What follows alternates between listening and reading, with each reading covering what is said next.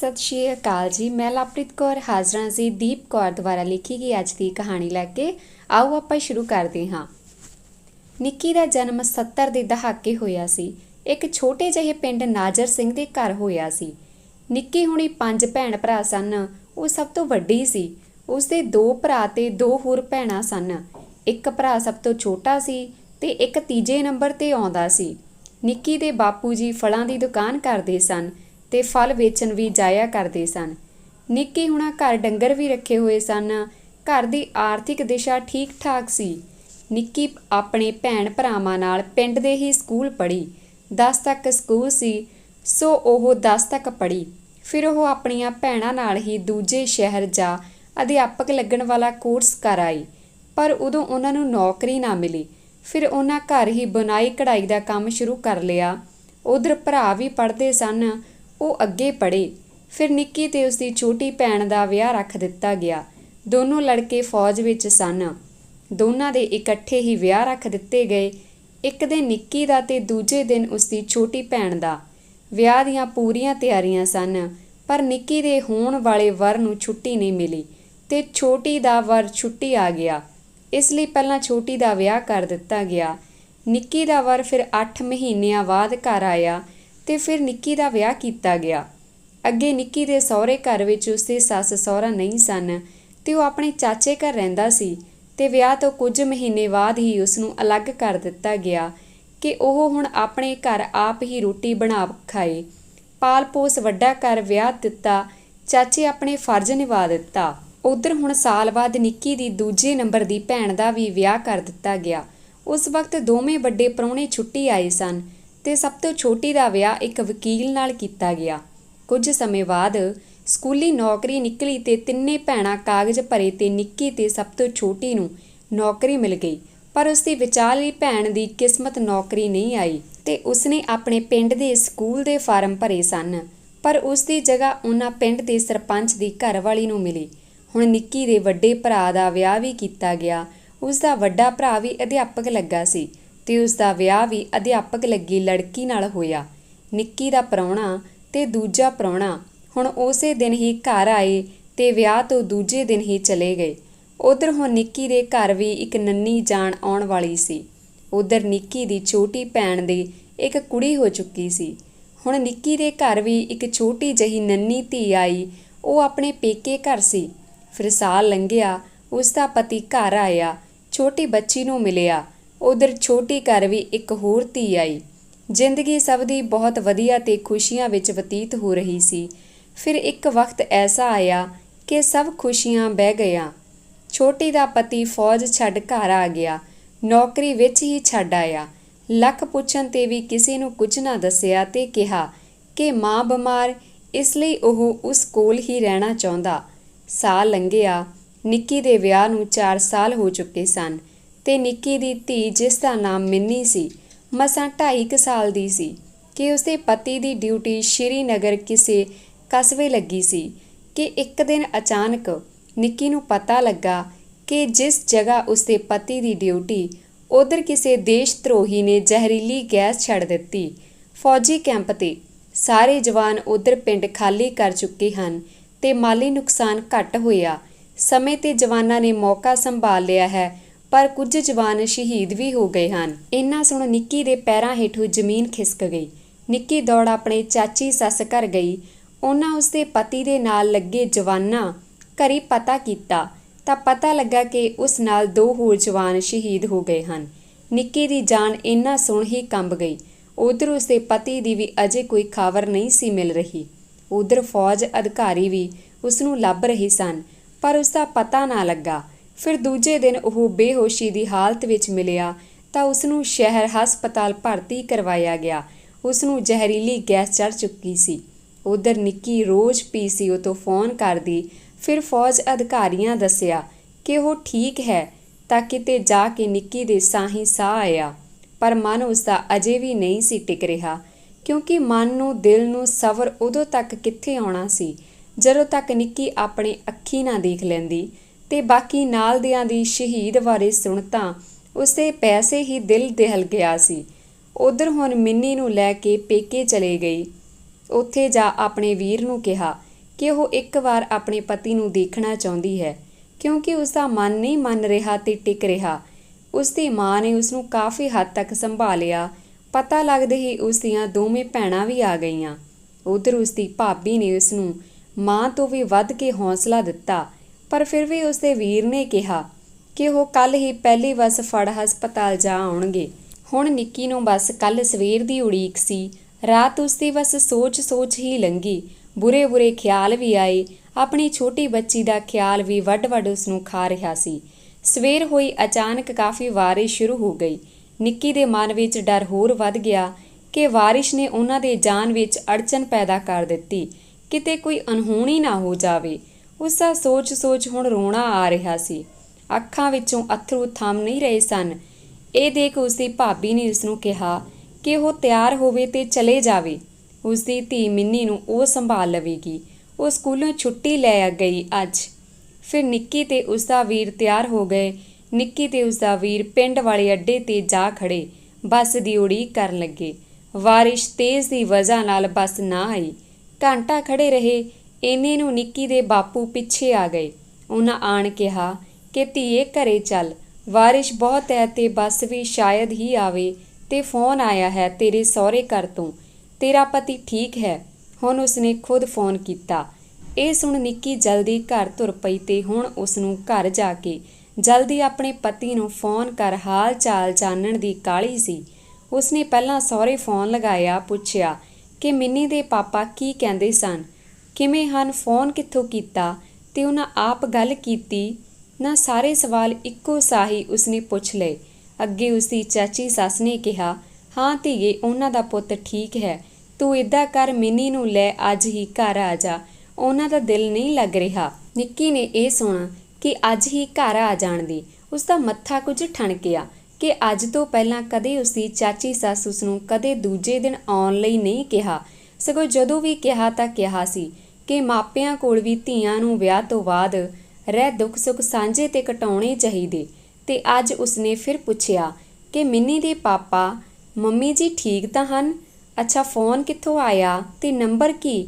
ਤਾਂ ਨਿੱਕੀ ਦੀ ਸੱਸ ਨੇ ਕਿਹਾ ਕਿ ਉਹਨਾਂ ਨੂੰ ਅਨਪੜ੍ਹਾਂ ਨੂੰ ਨੰਬਰ ਕਿੱਥੇ ਦੇਖਣਾ ਆਉਂਦਾ, ਉਹ ਆ ਕੇ ਆਪ ਹੀ ਨੰਬਰ ਕੱਢ ਫੋਨ ਕਰਕੇ ਦੇਖ ਲਵੇ। ਇਸ ਤੋਂ ਬਾਅਦ ਉਸਨੇ ਫੋਨ ਰੱਖ ਦਿੱਤਾ। ਉਸਨੇ ਆਪਣੀ ਮਾਂ ਨੂੰ ਕਿਹਾ ਕਿ ਪਤਾ ਨਹੀਂ ਉਸਨੂੰ ਕੁਝ ਠੀਕ ਨਹੀਂ ਲੱਗ ਰਿਹਾ। ਉਸਦੀ ਸੱਸ ਉਸਨੂੰ ਅੱਜ ਹੀ ਆਉਣ ਲਈ ਕਹਿ ਰਹੀ ਤੇ ਕੱਲ ਤਾਂ ਮਿੰਨੀ ਦੇ ਪਾਪਾ ਇੰਨੇ ਔਖੇ ਦੱਸਦੇ ਸਨ ਤੇ ਅੱਜ ਉਹਨਾਂ ਆਪੇ ਫੋਨ ਵੀ ਕਰ ਲਿਆ। ਨਿੱਕੀ ਨੇ ਆਪਣੇ ਵੀਰ ਨੂੰ ਅੱਜ ਹੀ ਉਸਨੂੰ ਸਹੁਰੇ ਘਰ ਛੱਡ ਕੇ ਆਉਣ ਲਈ ਕਿਹਾ। ਉਸਦੇ ਵੀਰ ਨੇ ਕਿਹਾ ਕਿ ਉਹ ਤਿਆਰ ਤਾਂ ਹਨ, ਮਿੰਨੀ ਨੂੰ ਵੀ ਕਰ ਲੈਣ ਤੇ ਕੁਝ ਕੁ ਮੀਂਹ ਘਟੇ ਉਹ ਚੱਲਦੇ। ਬਾਰਿਸ਼ ਘੱਟ ਹੋਈ ਥੋੜ੍ਹੀ। ਨਿੱਕੀ ਦੇ ਵੀਰੇ ਨੇ ਸਕੂਟਰ ਸਟਾਰਟ ਕੀਤਾ ਤੇ ਨਿੱਕੀ ਤੇ ਮਿੰਨੀ ਨੂੰ ਲੈ ਉਸਦੇ ਘਰ ਵੱਲ ਤੁਰਿਆ। ਰਸਤੇ ਵਿੱਚ ਵੀ ਨਿੱਕੀ ਨੂੰ ਅਜੀਬ ਖਿਆਲ ਆ ਰਹੇ ਸਨ। ਜਦ ਉਹ ਆਪਣੇ ਪਿੰਡ ਪੁੱਜੀ ਤਾਂ ਘਰੋਂ ਦੇਖਿਆ ਕੁਝ ਲੋਕ ਉਸਦੇ ਘਰ ਆ ਜਾ ਰਹੇ ਸਨ। ਉਹ ਜਲਦੀ ਅੰਦਰ ਗਈ ਤੇ ਅੰਦਰ ਜਾ ਸੱਸ ਦੇ ਪੈਰੀ ਹੱਥ ਲਾ ਪੁੱਛਿਆ, ਮੰਮੀ, ਮਿੰਨੀ ਦੇ ਪਾਪਾ ਠੀਕ ਹਨ?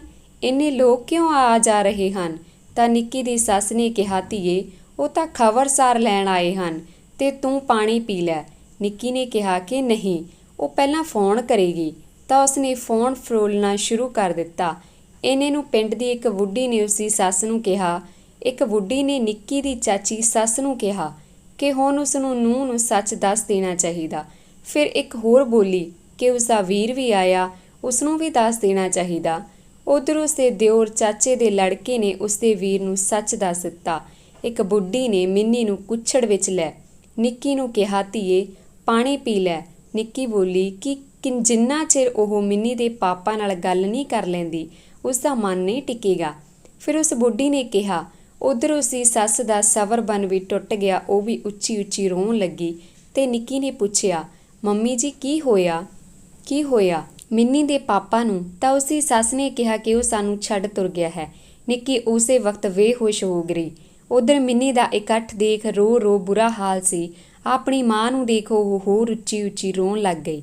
ਪਿੰਡ ਦੇ ਕਿਸੇ ਮੁੰਡੇ ਨੂੰ ਭੇਜ ਪਿੰਡ ਦਾ ਡਾਕਟਰ ਬੁਲਾਇਆ ਗਿਆ। ਇੰਨੇ ਨੂੰ ਨਿੱਕੀ ਦੇ ਪੇਕੇ ਘਰੋਂ ਉਸਦਾ ਬਾਪੂ ਤੇ ਮਾਂ ਵੀ ਆ ਗਏ। ਛੋਟਾ ਵੀਰ ਵੀ ਭਾਬੀ ਨੂੰ ਲੈ ਪਹੁੰਚ ਗਿਆ। ਬਾਰਿਸ਼ ਪੂਰੀ ਤਰ੍ਹਾਂ ਥੰਮ ਚੁੱਕੀ ਸੀ।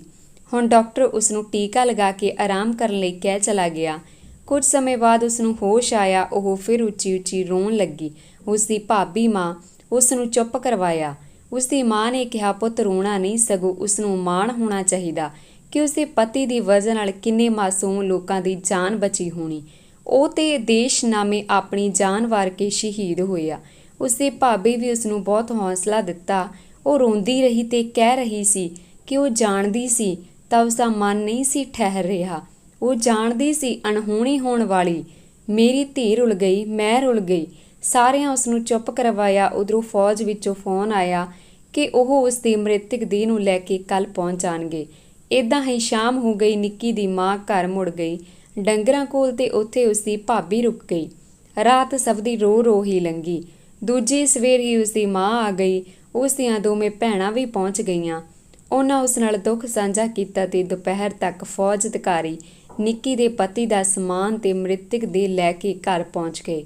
ਜਦੋਂ ਉਹ ਪਿੰਡ ਵੜੇ, ਸਾਰੇ ਪਿੰਡ ਹੀ ਇਕੱਠਾ ਹੋ ਗਿਆ। ਉਸ ਦੀ ਮਾਂ ਤੇ ਚਾਚਾ ਪਿਓ ਨਿੱਕੀ ਭੁੰਬਾ ਮਾਰ-ਮਾਰ ਰੋਣ ਲੱਗੇ।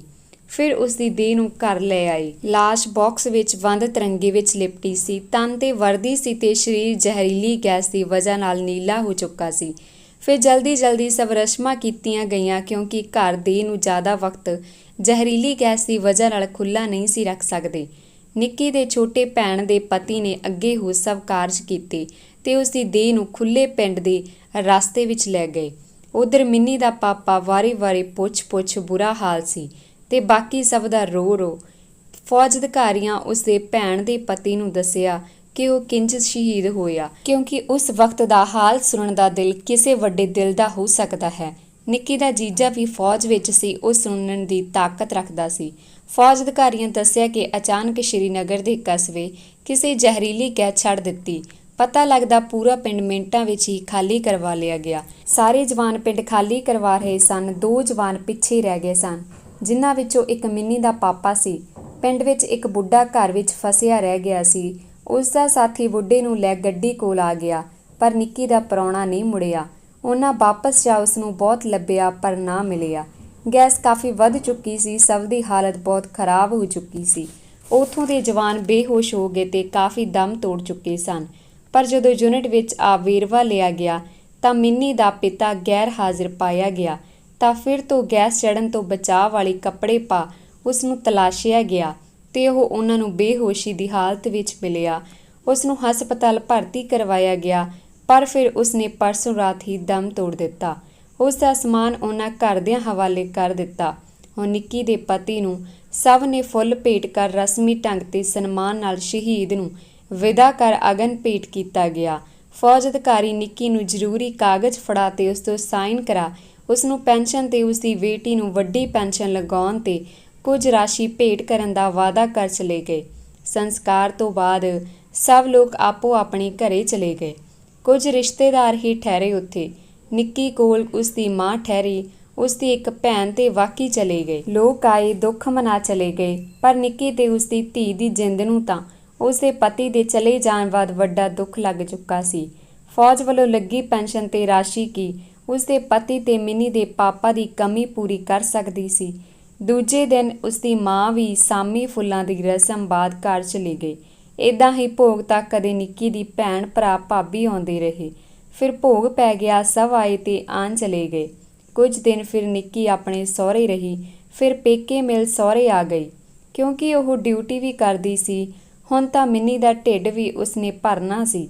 1.25 ਮਹੀਨੇ ਮਗਰੋਂ ਨਿੱਕੀ ਦੇ ਸਹੁਰਿਆਂ ਦੇ ਰਿਸ਼ਤੇਦਾਰਾਂ ਨੇ ਨਿੱਕੀ ਨੂੰ ਉਸਦੇ ਦਿਓਰ ਸਿਰ ਰੱਖਣ ਲਈ ਕਿਹਾ, ਜਿਸ ਦਾ ਮਤਲਬ ਵਿਆਹੁਣ ਲਈ। ਪਰ ਨਿੱਕੀ ਨੂੰ ਆਪਣੇ ਦਿਓਰ ਨਾਲ ਆਪਣਾ ਤੇ ਮਿੰਨੀ ਦਾ ਭਵਿੱਖ ਧੁੰਦਲਾ ਦਿਖਿਆ, ਕਿਉਂਕਿ ਉਸਦਾ ਦਿਓਰ ਅਨਪੜ੍ਹ ਵਿਹਲਾ ਗਵਾਰ ਸੀ। ਨਿੱਕੀ ਨੇ ਪੇਕੇ ਜਾ ਗੱਲ ਦਿਓਰ ਬਾਰੇ ਕੀਤੀ ਤਾਂ ਉਸਦੇ ਵੀਰ ਨੇ ਸਾਫ਼ ਮਨਾ ਕਰ ਦਿੱਤਾ ਕਿ ਨਹੀਂ, ਉਹ ਹੁਣ ਉਸ ਘਰ ਦਿਓਰ ਨੂੰ ਆਪਣੀ ਭੈਣ ਨਹੀਂ ਦੇਣਗੇ। ਇੱਦਾਂ ਹੀ ਫਿਰ ਕੁਝ ਹੀ ਸਮੇਂ ਵਿੱਚ ਨਿੱਕੀ ਸਹੁਰਾ ਘਰ ਛੱਡ ਮਿੰਨੀ ਨੂੰ ਲੈ ਪਿੰਡ ਆ ਗਈ। ਉਹ ਸਿਰਫ ਆਪਣੇ ਮਾਪਿਆਂ ਦਿੱਤਾ ਸਮਾਨ ਤੇ ਕੁਝ ਆਪਣੇ ਪਤੀ ਦੀਆਂ ਨਿਸ਼ਾਨੀਆਂ ਚੁੱਕ ਬਾਕੀ ਉਸ ਦਾ ਕਮਾਇਆ ਸਭ ਕੁਝ ਆਪਣੀ ਸੱਸ ਨੂੰ ਸੰਭਾਲ ਆਈ। ਫਿਰ ਉਸ ਨੂੰ ਪੈਨਸ਼ਨ ਲੱਗ ਗਈ। ਹੁਣ ਉਹ ਆਪਣੇ ਪੇਕੇ ਘਰ ਰਹਿ ਰਹੀ ਸੀ। ਫਿਰ 2 ਸਾਲ ਲੰਘੇ। ਸਭ ਮਿੰਨੀ ਨੂੰ ਪਿਆਰ ਕਰਦੇ ਸਨ ਤਾਂ ਕਿ ਉਸ ਨੂੰ ਪਿਤਾ ਦੀ ਕਮੀ ਮਹਿਸੂਸ ਨਾ ਹੋਵੇ। ਉਸ ਦੇ ਮਾਮੇ ਮਾਸੜ ਸਭ ਨਿੱਕੀ ਦੇ ਛੋਟੇ ਭਰਾ ਨੂੰ ਵੀ ਹੁਣ ਕਾਲਜ ਅਧਿਆਪਕ ਦੀ ਨੌਕਰੀ ਮਿਲ ਗਈ। ਉਸ ਦੀ ਡਿਊਟੀ ਦੂਰ ਸੀ, ਤਾਂ ਕਰਕੇ ਉਹ ਉੱਥੇ ਸ਼ਹਿਰ ਹੀ ਰਹਿਣ ਲੱਗਾ। ਫਿਰ ਨਿੱਕੀ ਦੇ ਛੋਟੇ ਭਰਾ ਦਾ ਵਿਆਹ ਵੀ ਆ ਗਿਆ। ਹੁਣ ਸਾਰੇ ਰਿਸ਼ਤੇਦਾਰ ਵਿਆਹ ਵਿੱਚ ਸ਼ਾਮਲ ਹੋਏ। ਵੱਡੇ ਪ੍ਰਾਹੁਣੇ ਨੇ ਅੱਗੇ ਹੋ ਸਭ ਪ੍ਰਾਹੁਣਿਆਂ ਵਾਲੀਆਂ ਰਸਮਾਂ ਕਰੀਆਂ, ਪਰ ਸਾਰੇ ਕਾਸੇ ਵਿੱਚ ਨਿੱਕੀ ਤੇ ਮਿੰਨੀ ਨੂੰ ਵੀ ਨਾਲ ਰੱਖਿਆ ਗਿਆ। ਉਸ ਦੇ ਛੋਟੇ ਭਰਾ ਦਾ ਵਿਆਹ ਹੋ ਗਿਆ। ਫਿਰ ਉਸ ਦੀ ਪਤਨੀ ਨੂੰ ਉਸ ਦੇ ਭਰਾ ਦੇ ਨਾਲ ਹੀ ਤੋਰ ਦਿੱਤਾ ਗਿਆ, ਕਿਉਂਕਿ ਹੁਣ ਉਸ ਦੇ ਭਰਾ ਨੂੰ ਇਕੱਲੇ ਰੋਟੀ ਬਣਾਉਣ ਦੀ ਜ਼ਰੂਰਤ ਨਹੀਂ, ਤਾਂ ਉਸ ਦੀ ਪਤਨੀ ਨੂੰ 4-5 ਮਹੀਨਿਆਂ ਬਾਅਦ ਹੀ ਉਸ ਦੇ ਨਾਲ ਤੋਰ ਦਿੱਤਾ ਗਿਆ। ਵਕਤ ਬੀਤਿਆ। ਹੁਣ ਨਿੱਕੀ ਦੀ ਵੱਡੀ ਭਾਬੀ ਦੇ ਸੁਭਾਅ ਵਿੱਚ ਵੀ ਬਦਲਾਅ ਆ ਗਿਆ। ਉਹ ਵੀ ਹੁਣ ਨਿੱਕੀ ਤੇ ਮਿੰਨੀ ਤੇ ਖਿਜੀ ਰਹਿੰਦੀ। ਹੁਣ ਨਿੱਕੀ ਨੂੰ ਉੱਥੇ ਰਹਿਣਾ ਔਖਾ ਲੱਗ ਰਿਹਾ ਸੀ। ਉਸਨੇ ਆਪਣੇ ਬਾਪੂ ਤੇ ਮਾਂ ਨਾਲ ਗੱਲ ਕਰ ਪਿੰਡ ਤੋਂ ਥੋੜ੍ਹੀ ਦੂਰ ਪੈਂਦੇ ਸ਼ਹਿਰ ਵਿੱਚ ਜਗ੍ਹਾ ਲੈ ਲਈ। ਜੋ ਪੈਸੇ ਉਸਨੂੰ ਫੌਜ ਵਿੱਚੋਂ ਮਿਲੇ ਸਨ, ਹੁਣ ਉੱਧਰ ਕੁਝ ਟਾਈਮ ਤੱਕ ਘਰ ਬਣਾਉਣ ਦਾ ਕੰਮ ਸ਼ੁਰੂ ਹੋ ਗਿਆ। ਉਸਦੀ ਭਾਬੀ ਹੁਣ ਉਸਨੂੰ ਬੁਲਾਉਣੋਂ ਵੀ ਹਟ ਗਈ। ਛੋਟੀ ਮਿੰਨੀ ਦਾ ਇੱਕ ਦਿਨ ਜਨਮ ਦਿਨ ਆਇਆ। ਉਸਦੇ ਮਾਮੇ ਉਸਨੂੰ ਫਰਾਕ ਲਿਆ ਕੇਕ ਲਿਆ ਦਿੱਤਾ। ਉਹ ਫਰਾਕ ਪਾ ਕੇਕ ਜਦ ਕੌਲੀ ਵਿੱਚ ਪਾ ਮਾਮੀ ਨੂੰ ਦੇਣ ਗਈ, ਤਾਂ ਉਸਦੀ ਮਾਂ ਨੇ ਮਿੰਨੀ ਹੱਥੋਂ ਕੌਲੀ ਫੜ ਭਗਾ ਮਾਰੀ। ਛੋਟੀ ਮਿੰਨੀ ਡਰ ਗਈ ਤੇ ਰੋਂਦੀ ਮਾਂ ਕੋਲ ਆ ਗਈ। ਨਿੱਕੀ ਦੇ ਬਾਪੂ ਤੇ ਭਰਾ ਨੇ ਭਾਬੀ ਨੂੰ ਝਿੜਕਿਆ, ਪਰ ਨਿੱਕੀ ਨੇ ਕਿਹਾ ਕਿ ਸ਼ਾਇਦ ਉਹ ਸਾਡੇ ਕਰਕੇ ਇੰਜ ਕਰਦੀ ਹੈ। ਤਾਂ ਉਸਦੇ ਬਾਪੂ ਨੇ ਕਿਹਾ ਕਿ ਉਹ ਆਪਣੀ ਧੀ ਦਾ ਟਾਈਮ ਤਾਂ ਟਪਾਉਣਗੇ ਹੀ, ਤੇ ਉਸਦੇ ਭਰਾ ਭਾਬੀ ਨੂੰ ਹੀ ਅਲੱਗ ਕਰ ਦਿੱਤਾ। ਉਸਦਾ ਭਰਾ ਨਾ ਚਾਹੁੰਦੇ ਹੋਏ ਵੀ ਅਲੱਗ ਹੋ ਗਿਆ। ਕੁਝ ਦਿਨਾਂ ਬਾਅਦ ਹੀ ਉਸਦੀ ਭਾਬੀ ਨਿੱਕੀ ਦੇ ਵੀਰੇ ਨੂੰ ਜ਼ੋਰ ਪਾ ਪਿੰਡ ਛੱਡ ਸ਼ਹਿਰ ਆ ਗਈ। ਟਾਈਮ ਲੰਘਿਆ ਤੇ ਉਸਦੇ ਛੋਟੇ ਭਰਾ ਨੇ ਉਸਨੂੰ ਦੂਜਾ ਵਿਆਹ ਕਰਾਉਣ ਲਈ ਕਿਹਾ ਕਿ ਜ਼ਿੰਦਗੀ ਇਕੱਲਿਆਂ ਕੱਟਣੀ ਔਖੀ, ਤੇ ਉਹਨਾਂ ਉਸ ਲਈ ਵਧੀਆ ਰਿਸ਼ਤਾ ਦੇਖਣ ਲਈ ਅਖਬਾਰ ਵਿੱਚ ਇਸ਼ਤਿਹਾਰ ਦੇ ਦਿੱਤਾ। ਕਾਫੀ ਲੜਕਿਆਂ ਦੇ ਫੋਨ ਆਏ, ਪਰ ਉਹਨਾਂ ਦੇਖਿਆ ਕਿ ਜੋ ਉਹਨਾਂ ਦੀ ਭੈਣ ਦਾ ਦੁੱਖ ਸਮਝ ਸਕੇ ਉਹ ਵਰ ਦੇਖਿਆ। ਫਿਰ ਉਹਨਾਂ ਇੱਕ ਲੜਕਾ ਪਸੰਦ ਕੀਤਾ ਜਿਸ ਦੀ ਪਹਿਲੀ ਪਤਨੀ ਦੀ ਮੌਤ ਹੋ ਚੁੱਕੀ ਸੀ ਤੇ ਉਸਦੇ 2 ਛੋਟੇ ਬੱਚੇ ਸਨ। ਨਿੱਕੀ ਦੇ ਛੋਟੇ ਭਰਾ ਨੂੰ ਲੱਗਿਆ ਕਿ ਇਹ ਲੜਕਾ ਨਿੱਕੀ ਲਈ ਠੀਕ ਰਹੇਗਾ, ਕਿਉਂਕਿ ਉਹ ਵੀ ਵਧੀਆ ਸਰਕਾਰੀ ਮਹਿਕਮੇ ਵਿੱਚ ਨੌਕਰੀ ਕਰਦਾ ਸੀ ਤੇ ਉਸਨੂੰ ਵੀ ਆਪਣੇ ਬੱਚਿਆਂ ਲਈ ਮਾਂ ਦੀ ਲੋੜ ਸੀ ਤੇ ਜੀਵਨ ਸਾਥੀ ਨੂੰ ਖੋਣ ਦਾ ਦੁੱਖ ਉਹ ਜਾਣਦਾ ਸੀ। ਇਹ ਸੋਚ ਉਸਦੇ ਛੋਟੇ ਭਰਾ ਉਹ ਲੜਕਾ ਨਿੱਕੀ ਲਈ ਚੁਣਿਆ। ਫਿਰ ਉਸਨੇ ਆਪਣੇ ਬਾਪੂ ਜੀ ਤੇ ਮਾਂ ਨਾਲ ਗੱਲ ਕੀਤੀ। ਵੱਡੇ ਵੀਰ ਨੇ ਵਿਆਹ ਲਈ ਹਾਮੀ ਭਰਨ ਤੋਂ ਪਹਿਲਾਂ ਨਿੱਕੀ ਤੋਂ ਪੁੱਛਿਆ ਕਿ ਉਸਨੂੰ ਲੜਕਾ ਪਸੰਦ ਹੈ ਨਾ, ਤੇ ਉਸਦੇ 2 ਬੱਚੇ ਉਹ ਉਹਨਾਂ ਨੂੰ ਸੰਭਾਲ ਪਾਏਗੀ ਨਾ। ਨਿੱਕੀ ਦੇ ਵਿਆਹ ਲਈ ਆਪਣੇ ਭਰਾਵਾਂ ਦੇ ਕਹੇ ਹਾਂ ਕਰ ਦਿੱਤੀ। ਫਿਰ ਨਿੱਕੀ ਦਾ ਦੂਜਾ ਵਿਆਹ ਹੋ ਗਿਆ। ਹੁਣ ਉਹ ਆਪਣੇ ਘਰ ਆ ਗਈ ਜੋ ਉਸਨੇ ਬਣਾਇਆ ਸੀ ਨਿੱਕੀ ਨੇ। ਪਹਿਲਾਂ ਪਹਿਲ ਅਜੇ ਤਾਂ ਸਭ ਵਧੀਆ ਚੱਲ ਰਿਹਾ ਸੀ। ਨਿੱਕੀ ਦਾ ਦੂਜਾ ਪਤੀ ਉਸਦੀ ਬਹੁਤ ਕੇਅਰ ਕਰਦਾ ਸੀ। ਸਾਰੇ ਰਿਸ਼ਤੇਦਾਰ ਉਹੀ ਮਿਲਾਏ ਤੇ ਬੱਚਿਆਂ ਨੂੰ ਲੈ ਕੇ ਗਏ। ਚਲੋ ਹੁਣ ਬੱਚਿਆਂ ਨੂੰ ਵੀ ਮਾਂ ਪਿਓ ਦੋਨਾਂ ਦਾ ਪਿਆਰ ਮਿਲ ਗਿਆ। 1.5 ਸਾਲ ਬਾਅਦ ਨਿੱਕੀ ਕੋਲ ਇੱਕ ਹੋਰ ਧੀ ਹੋ ਗਈ। ਨਿੱਕੀ ਦੀ ਭਾਬੀ ਤਾਂ ਨਿੱਕੀ ਦੀ ਨਵੀਂ ਧੀ ਦੇਖਣ ਆਈ ਹੀ ਨਹੀਂ। ਵੱਡੇ ਆਪਰੇਸ਼ਨ ਨਾਲ ਨਿੱਕੀ ਦੇ ਦੂਜੀ ਧੀ ਹੋਈ ਸੀ। ਉਸ ਨਾਲ ਹੁਣ ਉਹ ਹੋਇਆ ਜੋ ਉਸਨੇ ਕਦੇ ਸੁਪਨੇ ਵਿੱਚ ਵੀ ਨਹੀਂ ਸੀ ਸੋਚਿਆ। ਉਸਦੇ ਪਤੀ ਨੇ ਸ਼ਰਾਬ ਪੀ ਉਸਨੂੰ ਉਸਦੇ 30 ਹੋਈ ਦੇ 10 ਦਿਨਾਂ ਬਾਅਦ ਕੁੱਟਮਾਰ ਕਰਨੀ ਸ਼ੁਰੂ ਕਰ ਦਿੱਤੀ। ਪਹਿਲੀ ਵਾਰ ਨਿੱਕੀ ਨਾਲ ਅਜਿਹਾ ਹੋਇਆ ਤੇ ਉਸਨੇ ਆਪਣੇ ਪਤੀ ਦਾ ਇਹ ਰੂਪ ਦੇਖਿਆ। ਉਸਨੇ ਆਪਣੀ ਮਾਂ ਨੂੰ ਦੱਸਿਆ। ਨਿੱਕੀ ਦੇ ਬਾਪੂ ਜੀ ਆ ਗਏ। ਨਿੱਕੀ ਕੋਲ ਆਣ ਬੋਲੇ ਕਿ ਬਸ ਨਿੱਕੀ, ਅਸੀਂ ਤੈਨੂੰ ਸੁਖੀ ਰਹਿਣ ਲਈ ਵਿਆਹਿਆ ਸੀ, ਨਾ ਕਿ ਦੁਖੀ ਲਈ। ਫਿਰ ਨਿੱਕੀ ਦੇ ਪਤੀ ਨੇ ਇੰਨਾ ਸੁਣ ਨਿੱਕੀ ਦੇ ਬਾਪੂ ਦੇ ਬੜੇ ਪੈਰ ਫੜੇ, ਤਰਲੇ ਕੀਤੇ ਤੇ ਕਿਹਾ ਕਿ ਗਲਤੀ ਹੋ ਗਈ ਤੇ ਉਸਦੇ ਬੱਚੇ ਤੇ ਘਰ ਨਿੱਕੀ ਬਿਨਾਂ ਰੁਲ ਜਾਵੇਗਾ। ਨਿੱਕੀ ਰੋ ਰਹੀ ਸੀ ਕਿ ਅਗਰ ਅੱਜ ਮਿੰਨੀ ਦਾ ਫੌਜੀ ਬਾਪ ਜਿਉਂਦਾ ਹੁੰਦਾ ਤਾਂ ਉਸਨੂੰ ਇਹ ਦਿਨ ਨਾ ਦੇਖਣਾ ਪੈਂਦਾ। ਚਲੋ ਫਿਰ ਮਿੰਨਤਾਂ ਕਰਕੇ ਉਸਨੇ ਨਿੱਕੀ ਦੇ ਬਾਪੂ ਨੂੰ ਮਨਾ ਲਿਆ, ਪਰ ਨਿੱਕੀ ਦੇ ਬਾਪੂ ਉਸਨੂੰ ਚੰਗੀ ਤਰ੍ਹਾਂ ਤਾੜ ਕੇ ਗਏ ਕਿ ਅਗਰ ਇਹ ਗਲਤੀ ਉਸਨੇ ਦੁਬਾਰਾ ਕੀਤੀ ਤਾਂ ਉਹ ਬਿਨਾਂ ਕੁਝ ਕਹੇ ਬਸ ਆਪਣੀ ਧੀ ਨੂੰ ਨਾਲ ਲੈ ਜਾਣਗੇ ਤੇ ਆਪਣੀ ਧੀ ਨੂੰ ਰੱਖ ਸਕਦੇ, ਇੰਨੇ ਜੋਗੇ ਉਹ ਹਨ। ਚਲੋ ਉਸ ਦਿਨ ਤਾਂ ਨਿੱਕੀ ਦਾ ਪਤੀ ਉਸਦੇ ਬਾਪੂ ਦਾ ਰੂਪ ਦੇਖ ਡਰ ਗਿਆ। ਅੱਗੇ ਸ਼ਰਾਬ ਪੀਂਦਾ ਪਰ ਨਿੱਕੀ ਨੂੰ ਕੁਝ ਨਾ ਕਹਿੰਦਾ। ਉਧਰ ਨਿੱਕੀ ਦੀ ਵੱਡੀ ਭਾਬੀ ਤਾਂ ਕਦੇ ਭੁੱਲ ਭੁਲੇਖੇ ਹੀ ਨਿੱਕੀ ਨੂੰ ਫੋਨ ਕਰਦੀ। ਛੋਟੀ ਵੀ ਦੂਰ ਰਹਿੰਦੀ ਸੀ। ਬਸ ਨਿੱਕੀ ਦੀ ਇੱਕ ਉਸ ਤੋਂ ਛੋਟੀ ਭੈਣ ਤੇ ਮਾਂ ਹੀ ਸਨ ਜੋ ਉਸਦੇ ਕੋਲ ਜ਼ਿਆਦਾ ਆਉਂਦੀਆਂ ਜਾਂਦੀਆਂ। ਸਭ ਵਧੀਆ ਚੱਲ ਰਿਹਾ ਸੀ। ਨਿੱਕੀ ਦੇ ਪਤੀ ਨੇ ਸਭ ਨਾਲ ਪਿਆਰ ਨਾਲ ਰਹਿ ਭੇਤ ਪਾ ਲਿਆ। ਸਾਲ ਬੀਤ ਗਏ। ਹੁਣ ਮਿੰਨੀ ਵੀ 18 ਸਾਲ ਦੀ ਹੋ ਚੁੱਕੀ ਸੀ। ਹੁਣ ਉਹਨਾਂ ਘਰ ਬੱਚਿਆਂ ਨੂੰ ਲੈ ਘਰੇ ਛੋਟੇ-ਛੋਟੇ ਝਗੜੇ ਹੋਣੇ ਸ਼ੁਰੂ ਹੋ ਗਏ। ਬੱਚਿਆਂ ਪਿੱਛੇ ਰੋਜ਼ ਨਿੱਕੀ-ਨਿੱਕੀ ਗੱਲ ਨੂੰ ਲੈ ਝਗੜਾ। ਹੁਣ ਨਿੱਕੀ ਛੋਟੀਆਂ ਲੜਾਈਆਂ ਦੀਆਂ ਗੱਲਾਂ ਘਰ ਹੀ ਰੱਖਦੀ। ਉਸਦਾ ਪਤੀ ਕਦੇ-ਕਦੇ ਕੰਮ ਦੇ ਸਿਲਸਿਲੇ ਵਿੱਚ 2-2 ਦਿਨ ਦਫ਼ਤਰੋਂ ਨਾ ਮੁੜਦਾ। ਉਹਨਾਂ ਘਰ ਦੀ ਗੱਡੀ, ਸਮਾਨ ਸਭ ਕੁਝ ਬਣਾ ਲਿਆ। ਹੁਣ ਨਿੱਕੀ ਦਾ ਛੋਟਾ ਭਰਾ ਵੀ ਵਿਦੇਸ਼ ਚਲਿਆ ਗਿਆ। ਨਿੱਕੀ ਦੇ ਛੋਟੇ ਭਰਾ ਦੇ ਵਿਦੇਸ਼ ਜਾਣ ਦਾ ਦੁੱਖ ਦਾ ਗਮ ਨਿੱਕੀ ਦੇ ਬਾਪੂ ਦੇ ਦਿਲ ਨੂੰ ਲੱਗ ਗਿਆ ਤੇ ਉਹਨਾਂ ਦੇ ਦਿਮਾਗ ਵਿੱਚ ਨੁਕਸ ਪੈ ਗਿਆ। ਉਹਨਾਂ ਦਾ ਸੁਭਾਅ ਹੁਣ ਕੁਝ ਬੱਚਿਆਂ ਵਾਂਗ, ਜਾਂ ਸਮਝੋ ਥੋੜਾ ਦਿਮਾਗ ਹਿੱਲ ਗਿਆ। ਹੁਣ ਨਿੱਕੀ ਦੇ ਪਤੀ ਨੇ ਫਿਰ ਤੋਂ ਨਿੱਕੀ ਨਾਲ ਲੜਾਈ ਝਗੜਾ ਰੱਖਣਾ ਸ਼ੁਰੂ ਕਰ ਦਿੱਤਾ। ਮਿੰਨੀ ਹੁਣ ਕਾਲਜ ਹੀ ਨਰਸਿੰਗ ਕਰਨ ਲੱਗ ਗਈ ਸੀ। ਮਿੰਨੀ ਦੀਆਂ ਆਦਤਾਂ ਵੀ ਹੁਣ ਬਦਲ ਗਈਆਂ। ਮਾਪਿਆਂ ਨੂੰ ਝਗੜਦੇ ਦੇਖ ਬੱਚੇ ਵਿਗੜ ਹੀ ਜਾਂਦੇ, ਸੋ ਬੱਚੇ ਵੀ ਵਿਗੜਨੇ ਸ਼ੁਰੂ ਹੋ ਗਏ। ਮਿੰਨੀ ਨੇ ਪਹਿਲਾਂ ਸ਼ਹਿਰੀ ਕਾਲਜ ਲੱਗਣ ਦੀ ਜਿੱਦ ਕੀਤੀ ਤੇ ਫਿਰ ਮੋਬਾਈਲ ਫੋਨ ਲੈਣ ਲਈ। ਜਿੱਦ ਟਾਈਮ ਟੱਪੀ ਗਿਆ। ਮਿੰਨੀ ਨੂੰ ਕਿਸੇ ਲੜਕੇ ਨਾਲ ਪਿਆਰ ਪੈ ਗਿਆ। ਮਿੰਨੀ ਗਲਤ ਰਸਤੇ ਤੁਰ ਪਈ। ਇੱਕ ਦਿਨ ਘਰ ਵੀ ਪਤਾ ਚੱਲ ਗਿਆ। ਹੁਣ ਮਿੰਨੀ ਘਰੇ ਉਸ ਮੁੰਡੇ ਨਾਲ ਵਿਆਹ ਕਰਵਾਉਣ ਲਈ ਕਹਿਣ ਲੱਗੀ ਤੇ ਲੜਨ ਲੱਗੀ। ਫਿਰ ਉਸਦੇ ਪਾਪਾ ਨੇ ਮੁੰਡੇ ਬਾਰੇ ਪਤਾ ਕੀਤਾ ਤਾਂ ਉਹ ਇੱਕ ਵਿਹਲੜ ਤੇ ਨਿਕੰਮਾ ਲੜਕਾ ਸੀ। ਉਸਦਾ ਪਹਿਲਾਂ ਵੀ ਵਿਆਹ ਹੋ ਚੁੱਕਾ ਸੀ ਤੇ ਤਲਾਕ ਵੀ ਹੋ ਚੁੱਕਾ ਸੀ। ਇੱਕ ਲੜਕੀ ਵੀ ਸੀ ਉਸਦੇ। ਮਿੰਨੀ ਨੂੰ ਮਾਂ ਪਿਓ ਦੋਨਾਂ ਬਹੁਤ ਸਮਝਾਇਆ, ਪਰ ਨਿੱਕੀ ਨੇ ਇਹ ਗੱਲ ਘਰ ਰੱਖ ਹੀ ਸੁਲਝਾਉਣ ਦੀ ਕੋਸ਼ਿਸ਼ ਕੀਤੀ, ਕਿਉਂਕਿ ਉਹ ਆਪਣੀ ਵੱਡੀ ਭਾਬੀ ਦੇ ਸੁਭਾਅ ਨੂੰ ਜਾਣਦੀ ਹੀ ਸੀ ਤੇ ਉਸਦੇ ਬਾਪੂ ਜੀ ਉਹਨਾਂ ਦੀ ਪਹਿਲਾਂ ਹੀ ਦਿਮਾਗੀ ਹਾਲਤ ਠੀਕ ਨਹੀਂ ਸੀ। ਇੱਕ ਦਿਨ ਫਿਰ ਮਿੰਨੀ ਕਾਲਜ ਗਈ, ਵਾਪਸ ਹੀ ਨਾ ਆਈ। ਨਿੱਕੀ ਦੇਰ ਰਾਤ ਤੱਕ ਉਸਨੂੰ ਉਡੀਕਦੀ ਰਹੀ। ਨਾ ਮਿੰਨੀ ਦਾ ਫੋਨ ਲੱਗ ਰਿਹਾ ਸੀ, ਨਾ ਕਿਤੋਂ ਪਤਾ। ਨਿੱਕੀ ਘਬਰਾ ਗਈ। ਉਸਨੇ ਆਪਣੇ ਸਾਰੇ ਰਿਸ਼ਤੇਦਾਰ ਘਰ ਫੋਨ ਕਰ ਮਿੰਨੀ ਉੱਥੇ ਤਾਂ ਨਹੀਂ ਆਈ ਪੁੱਛਿਆ। ਰਾਤ ਉਸਨੂੰ ਲੱਭਦੇ ਹੀ ਲੰਘ ਗਈ। ਉਸਦੇ ਮਨੀ ਬੁਰੇ ਖਿਆਲ ਆ ਰਹੇ ਸਨ। ਕਿਤੇ ਮਿੰਨੀ ਨੂੰ ਕੁਝ ਹੋ ਤਾਂ ਨਹੀਂ ਗਿਆ, ਕਿਤੇ ਮਿੰਨੀ ਨੇ। ਬਾਕੀ ਦੀ ਕਹਾਣੀ ਕੱਲ੍ਹ ਦੀ ਵੀਡੀਓ 'ਚ ਜਾਰੀ ਰੱਖਾਂਗੇ ਜੀ। ਵੀਡੀਓ ਸਵੇਰੇ 9:30 ਤੇ ਅਪਲੋਡ ਕੀਤੀ ਜਾਵੇਗੀ। ਧੰਨਵਾਦ ਜੀ।